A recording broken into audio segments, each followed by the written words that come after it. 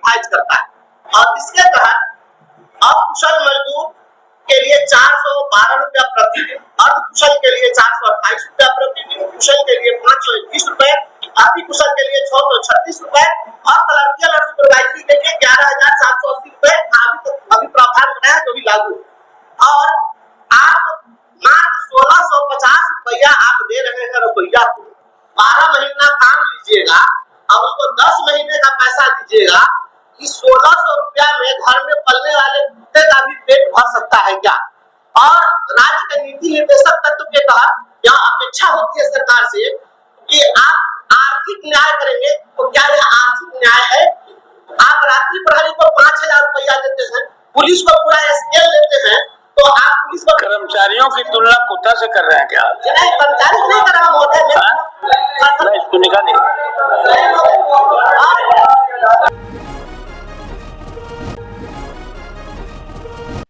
नमस्कार मित्रों, तो आपको बता दें इस वीडियो के माध्यम से कि बिहार सरकार सिर्फ और सिर्फ दिखावे की राजनीति करती है। सदन में कुछ और बोलते हैं, बाहर कुछ और बोलते हैं। माननीय नीतीश कुमार जी कहते हैं कि हम महिलाओं के, बिहार के जो महिलाएं हैं उनके उत्थान के लिए वो बड़ी बड़ी योजनाओं की बात करते हैं, बड़ी बड़ी बातें करते हैं, उनके लिए ये कर रहे हैं, उनके लिए वो कर रहे हैं। अब सोचने वाली बात है कि जब रसोईया का जब मांग लगातार धरना प्रदर्शन होता रहा है, लगातार वो न्यूनतम वेतन की मांग करते रहे हैं, लेकिन उन्हें न्यूनतम वेतन तो छोड़िए, जो न्यूनतम पारिश्रमिक जो मिलना चाहिए वो भी नहीं मिल पा रहा है। अकुशल जो मजदूर होते हैं उतना पैसा भी नहीं मिल पा रहा है।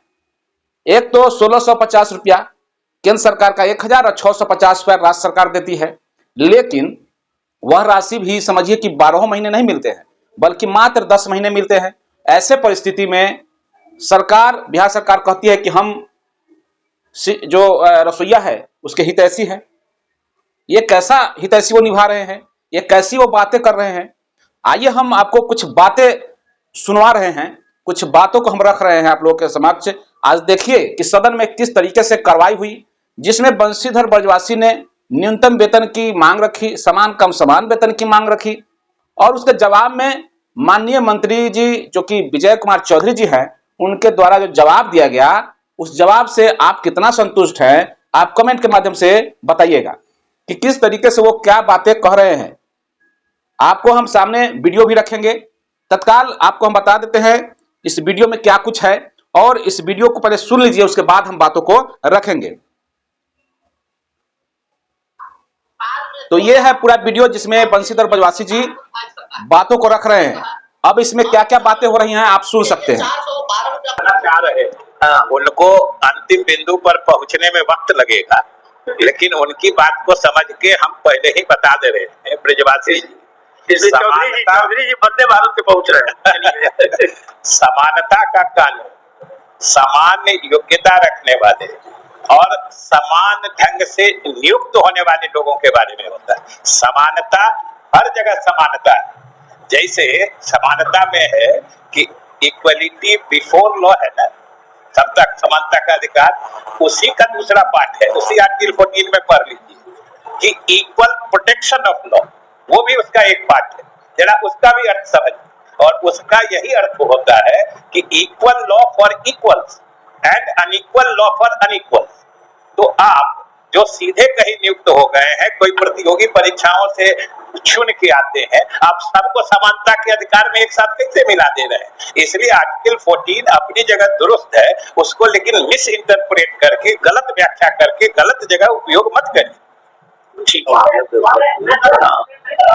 श्रम संसाधन विभाग साल में 2 बार मिनिमम डेली वेज के चार्ट को रिवाइज करता है, और इसके तहत अकुशल मजदूर के लिए 412 रुपया प्रतिदिन, अर्धकुशल के लिए 428 रुपया प्रतिदिन, कुशल के लिए 521 रुपए, अति कुशल के लिए 636 रुपए और क्लर्कियल और सुपरवाइजरी के लिए 11,780 रुपए अभी प्रावधान बनाया है जो भी लागू। और आप मात्र 1650 रुपया आप दे रहे हैं रसोईया को, 12 महीना काम लीजिएगा और उसको 10 महीने का पैसा दीजिएगा कि 1600 रुपया में घर में पलने वाले कुत्ते का भी पेट भर सकता है क्या? और राज्य के नीति निर्देशक तत्व के तहत यह अपेक्षा होती है सरकार से कि आप आर्थिक न्याय करेंगे, तो क्या यह आर्थिक न्याय है?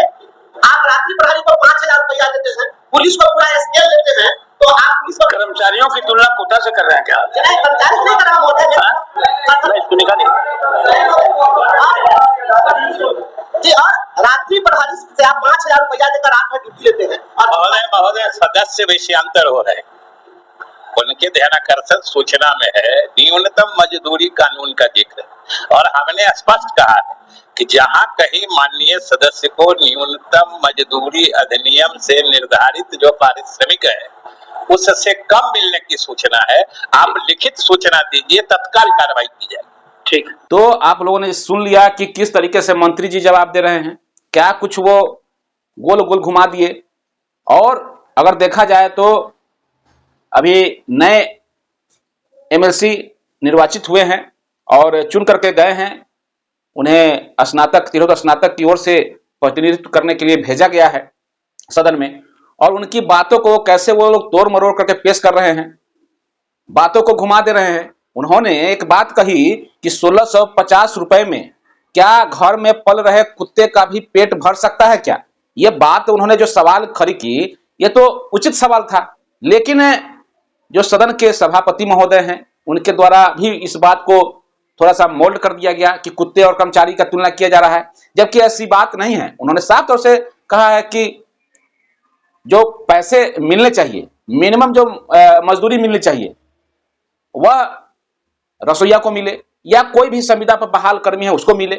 लेकिन इन चीजों को एक सिरे से खारिज कर दिया गया। समान काम समान वेतन के मुद्दे पर जो बातें हुई उसको खारिज कर दिया गया। बंशीधर ब्रजवासी जी ने संविधान का भी हवाला दिया और संविधान की बातों को अक्षरशः रखने का प्रयास किया। उसके एवज में भी माननीय मंत्री जी के द्वारा उसको भी बातों को डाइवर्ट कर दिया गया और उनके द्वारा कहा गया कि सेम प्रणाली से बहाली, सेम पद पर बहाली अगर होगा और उसको समान काम समान वेतन नहीं मिलेगा तब सरकार जिम्मेवार है। लेकिन काम समान करेंगे, बहाली की प्रक्रिया अलग है तो पैसे भी अलग अलग मिलेंगे। ये नया नया बातें सामने निकल के आ रही है। मंत्री जी नई नई बातें को लोगों तक पहुंचा रहे हैं। तो आप इसी से अंदाज लगाइए कि किस तरीके से माननीय मुख्यमंत्री जी नीतीश कुमार जी कहते हैं कि हम सामाजिक सरोकारों का सरकार चलाते हैं। जो समाज में अभिवंचित वर्ग के लोग हैं, दबे कुचले लोग हैं, उनकी सुनते हैं, उनकी बातों को रखते हैं, उनके लिए हम सारी योजनाओं को बनाते हैं। तो कहाँ गई योजना जो इन्हें रसोईया को मिलना चाहिए था? रसोईया का कहा जाए तो उनका जो वाजिब हक है उस पर कोई सुनने वाला नहीं है, कोई कुछ नहीं बोल रहा है उस पर। सदन मौन रहता है, एक दो सदस्य आवाज उठाते हैं तो उनकी आवाजों को दबा दिया जाता है, बोलने नहीं दिया जाता है। तो ये स्थिति बनी हुई है और रसोईया भी लगातार अपनी आंदोलन के माध्यम से बातों को सरकार तक पहुंचाते रहे हैं।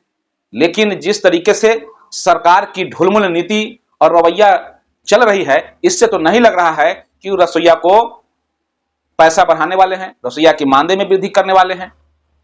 उनके आंदोलन को कैसे समाप्त कर दिया जाए, कुछ बातें निकल के आती हैं कि केंद्र सरकार को पैसे बढ़ाने के लिए प्रस्ताव भेजा गया है। राज्य सरकार भी 650 रुपया से बढ़ा करके कुछ और उसमें इंक्रीमेंट करने वाली है। लेकिन ये सिर्फ बातें हैं, होता कुछ नहीं है। इसलिए जो बिहार के तमाम रसोईया संघ हैं उन लोगों को सही मायने में अगर कहा जाए तो खुले तौर से उन्हें आंदोलन पर उतरने की आवश्यकता है। नहीं तो ये सरकार के भरोसे अगर आप लोग रहेंगे तो इनके बयान से ऐसा नहीं लगता है कि आप लोगों को कुछ दे पाएंगे। ये अमूमन यही बात है।